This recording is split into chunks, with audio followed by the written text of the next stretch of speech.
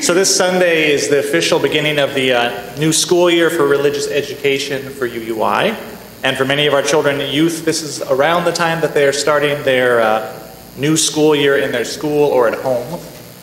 Children may be entering preschool for the first time, or advancing into a new grade, or making the gargantuan leap from elementary school to middle school, or middle school to high school, and some of them high school to college. So it's an exciting time in their lives, and an exciting time in the life of our church.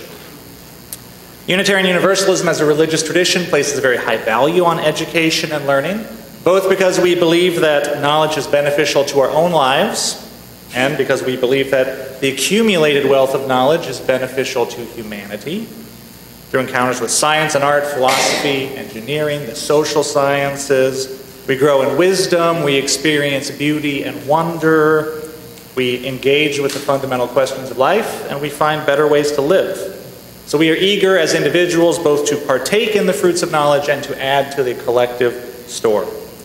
And so we teach our children to question, to explore, to challenge assumptions, to shine the light of their reason and imagination into the hidden corners of the world, to create new things out of their own unique spirit.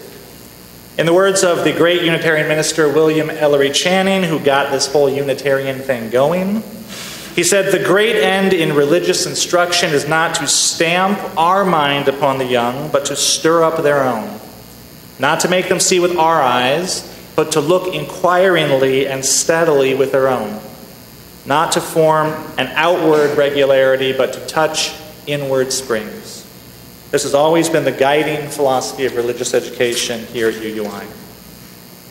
And so today, with our blessing of the backpacks, we acknowledge that our children are entering a new cycle of learning and growth, and we honor the task that they have undertaken, and we pledge to support them. So I wanted to expand just a little bit on the symbolism of the ceremony that we performed today. This has been the first backpack blessing that UUI may have done, or at least it's the first one that we've done in quite some time. And Suzanne, our Director of Lifespan Religious Education, and I had a lot of conversations about what exactly we wanted to do and what it might mean, and we talked to some other UU churches about what they were doing. And in particular, we talked about the use of the water communion water in the ceremony. So for those who were not here last Sunday, or who are not familiar with the tradition, a water communion ceremony is a ceremony that we do each year at the start of the church year, where people bring water that is symbolic or literally from their life during the summer, whatever they were doing away from the church in their own sphere. They bring water from the tap, from the pond, from the rain, from their travels, whatever it is. They bring it here and it all gets mingled together. And that blended water reminds us that we are a part of something greater than ourselves. It symbolizes the life of this church community, which is created out of our individual histories and life experiences that we share and love with one another. And then the collected water is purified and used in different rituals throughout the church year. And one of those rituals that it's primarily used for is the child dedication ceremony. Almost every UU church or fellowship does child dedications, and UUI is no exception. And so if you are dedicated to this church as an infant or a very young child, that will be your first experience probably with water communion water. We present the child with a rose with the thorns removed, symbolizing innocence and protection. We dip it in the water and we touch it to their forehead. And the water communion water, again, is the symbol of the life of the church. And the difference that I wanted to underscore is that for some of you, depending on which tradition you're familiar with, that may seem sort of analogous to a baptism. And I think it's important to understand, in order to understand our own tradition, the way in which child dedication is very different from a baptism. For one thing, water communion water is not holy water, it's just water. It's symbolic water, it's water that is important to us, but it's just water all the same. And most importantly, in many traditions, baptism carries the concept with it of a washing away of sin that is necessary for salvation. The soul of the person before baptism is metaphysically transformed through the act. They are different after the baptism. And baptism is part of a religious tradition that sees people as being in one of these two sort of binary states, saved or unsaved. But Unitarian Universalism has an entirely different model of religious life. We do not see people as being saved or unsaved, as living in one of these two states that you can flip in and out of. We rather emphasize the ethical, spiritual development of the person over the course of their entire lifetime. We are neither born in sin nor delivered into salvation. Rather, throughout our lives, we grow, we learn, we stumble, we make errors, we correct, and we grow again. And what Suzanne and I wanted to point to by returning to the symbolism of the child dedication with the backpack blessing is that model of continuous spiritual growth and dedication, that as our children enter new stages in their life, we are essentially reaffirming our original dedication to them. And we're acknowledging that life is a process for them, and that we're honoring their movement through all of these stages. So, minor digression, but related. When I was a young teenager, I spent a summer helping my Latin teacher paint the outside of his house because I was just that cool. And I quickly discovered that was pretty hard work. So one day, as I was scraping away at the old paint or possibly loitering nearby, one of his neighbors, an older gentleman, came over to chat with me for a little while. And I can't for the life of me remember how this conversation started or what exactly was the question that got us down this track. But we ended up talking about like a whole host of these like religious and philosophical and metaphysical issues.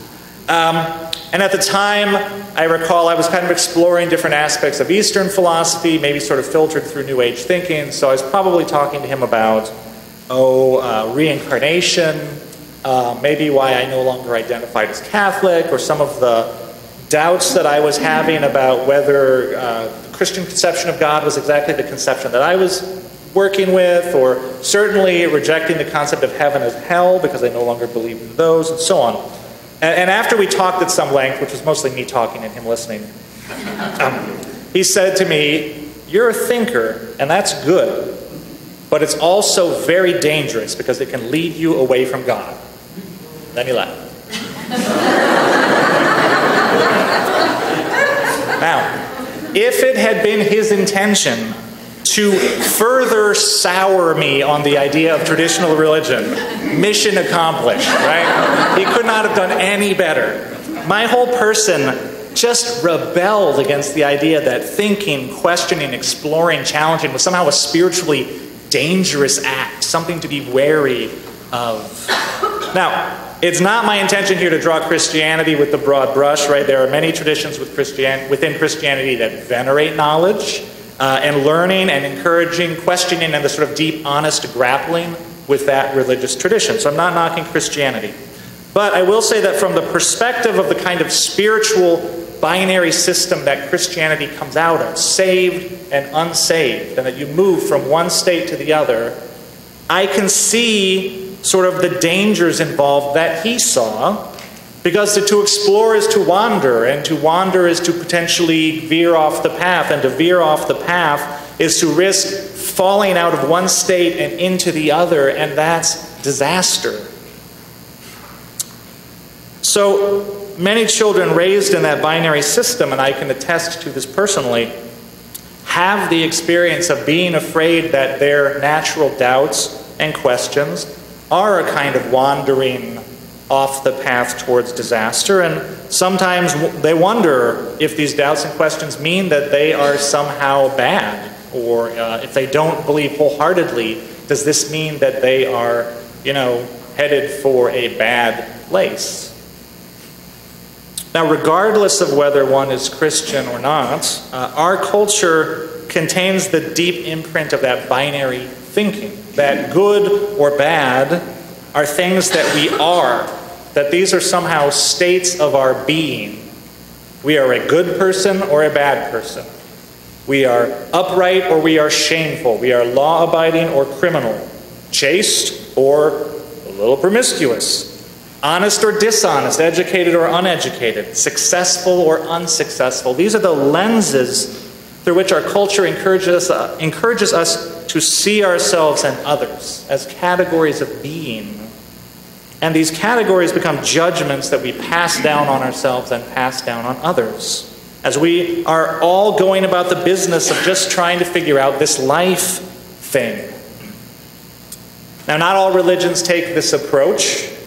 For example, religions that include some notion of reincarnation, Hinduism, Buddhism, Jainism, Sikhism, conceive of this world as a realm where learning and development is supposed to happen. Right? The soul is born and reborn, life after life, in different incarnations.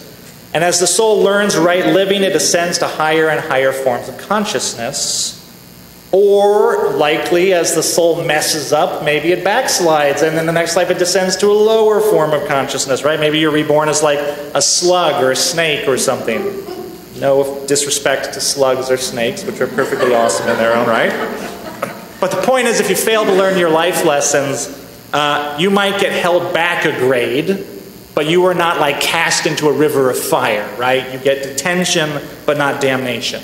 So whether you subscribe to reincarnation or not, you can see how it's an appealing worldview and a very different kind of thinking. Well, our tradition, Unitarian Universalism, is also a very different kind of thinking. From the beginning, we have had what I will call a developmental model of spiritual life that rejects the categorization of people into these binaries of saved and unsaved and that kind of thinking. And this goes back again to the great Reverend William Ellery Channing, founder of Unitarianism. In 1819, he gave his famous Baltimore address, in which he sort of laid out all of the themes of our religious tradition. And he was preaching in the context of Christianity at the time when Unitarianism was a form of Christianity. But the themes that he laid out are all still the themes that resonate within our tradition today. He talked about the importance of reason applied to religion. He talked about freedom of the individual mind and conscience. He rejected dogmatism. He rejected creeds. He rejected the idea that Jesus and God were the same. That's what Unitarianism actually means. It's the idea that Jesus is not God. But in particular, and what's relevant to us today, is he rejected the idea that it was Jesus' death on the cross that wiped away human sin and allowed people to enter this state called saved, to flip out of unsaved to saved. So that concept that Jesus was a sacrificial lamb, that his death wiped away sin and allowed us to become saved, Channing rejected that view entirely. He didn't view Jesus as just a regular guy, just a person like you and me. Some early Unitarians did, some didn't. Channing saw Jesus as someone who had been like given a divine mission by God, someone who had been elevated. But the mission that he had been given was not to die, it was to teach. It was to teach. Channing saw Jesus as a perfect embodiment of the principle of love from person to person, as the perfect embodiment of morality applied to human life and human relationships. And so what Jesus was an example for people to emulate. And importantly for Channing, it was an example that could be emulated. Because salvation in this view is not something that one has or doesn't have. It's a process that unfolds gradually over the course of our life, by which we become kinder, more charitable, more loving, and more forgiving. And Channing said it's a process of moral and spiritual ascension that is open to anyone.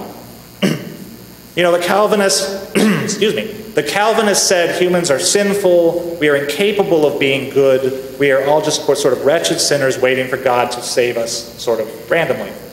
And Channing rejected that. He believed in reason and free will, and he said, no, we have minds that can discover the good, and we have a free will that we can choose the good. And so, with Jesus as this model of pure love, we can ascend to greater heights of spirituality. And 9 years after his Baltimore address, Channing returned to this theme again in much greater detail in a sermon called Likeness to God, in which he again asserted that religion is a vehicle for human development. Religion is about development. Religious instruction, he said, should aim chiefly to turn our aspirations and efforts to the perfection of the soul. And the means by which we perfect our soul, according to Channing, was essentially practice, practice, practice. How do you get to Carnegie Hall? Practice. How do you perfect the soul? Well, according to Channing, whenever we invigorate the understanding by honestly and resolutely seeking truth, this is how they wrote in the 19th century. Whenever we invigorate the conscience by following it in opposition to the passions, whenever we receive a blessing gratefully, bear a trial patiently, whenever we think, speak, or act with moral energy and devotion to duty, be the occasion ever so humble, obscure, familiar, then divinity is growing within us. True religion, he said, thus blends itself with common life. So this moral ascension isn't a supernatural act. It's not something that we have to go hide in a cave to do. We don't have to wander through the desert eating like locusts and whatever. We don't have to scourge ourselves. We don't have to meditate until our life has fallen to pieces around us. We just have to live our ordinary lives, but live it with ever-increasing kindness and mercy and humbleness and charity. And this idea of Channing's is known as salvation by character, and it has greatly influenced the Unitarian Universalist way of being religious. Because of this, we tend to view the goal of religious life not as achieving some final end state, but rather to continuously evolve in our understanding, to continuously unfold our potential. So we're sort of constantly spiritual works in progress. And our tradition conceives of religion not as a destination, but a journey. Not a destination, but a journey.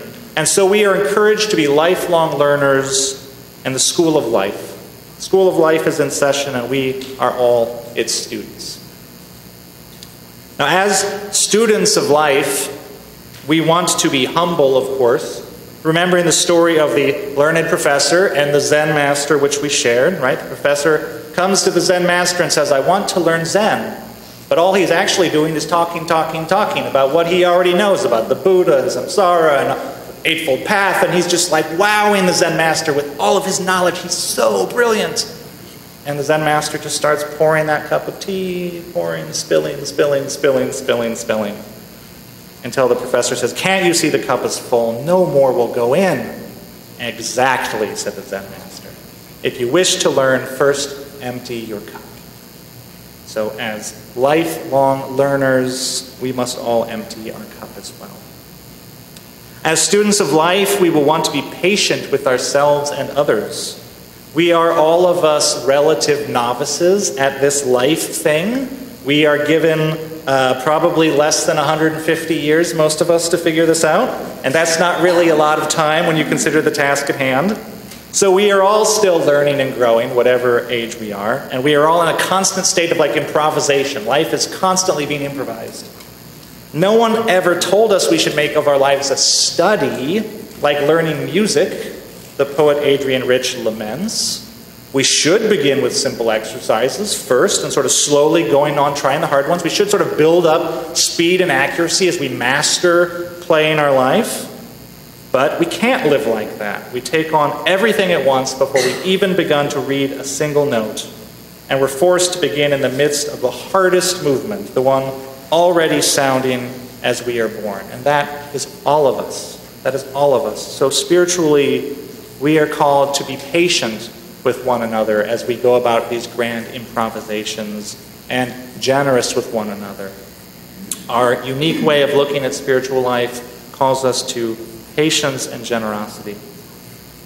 And as students of life, I urge us to resist those binary categories, that way of thinking that freezes people in one state of being and says, this is what you are. This is all that you are. We are all of us of vast unfolding potential. That's what our tradition tells us. What we can be is greater than we can know. What we can be is greater than we can know. And so we are all on a spiritual journey together. And on that journey, let us not deny any of us, including ourselves, the potential to learn and grow. Let us not deny our potential to learn and grow, including our own. And so if there's a category that you have put yourself in that is holding you back, consider releasing yourself from that judgment. Consider honoring your own potential to learn and grow. If it is, I am just not creative. I'm just not creative. That's something that I used to think about myself. I'm just not creative. Some people are. I'm not. Consider releasing yourself from that category. I'm just not a people person. I am just not a go-getter. I'm just not any good with money. I am just bad at picking partners. I am just bad, period. Whatever it is, consider releasing yourself from that judgment, because these are not states of being. These are just stories that we tell ourselves, or more often they are stories that other people have told about ourselves and we've started to believe it. But as students of life, we are never trapped in one story. That's what our religious tradition tells us. We are never trapped in one story. We learn, we grow, we evolve, we unfold new potential, perhaps undreamt of potential. And we see this in our own children. We see this in the children all around us at UUI all the time. They are a constant reminder to us of the message of our tradition, that you are more than you know. And just like them, we are more than we know, and we can become more than we are. So I will close today with the words of the poet Rumi, who said, "Out beyond ideas of wrongdoing and right-doing, there is a field, and I'll meet you there. When the soul lies down in that grass, the world is too full to talk about." May we embrace the world in all its fullness with delight, with curiosity, with kindness, and with boundless compassion for all of us lifelong learners, wandering, skipping, stumbling, tripping, running through that field together. Out beyond ideas of wrongdoing and right-doing, let us create something holy and beautiful together. I'll meet you there. Blessed be and amen.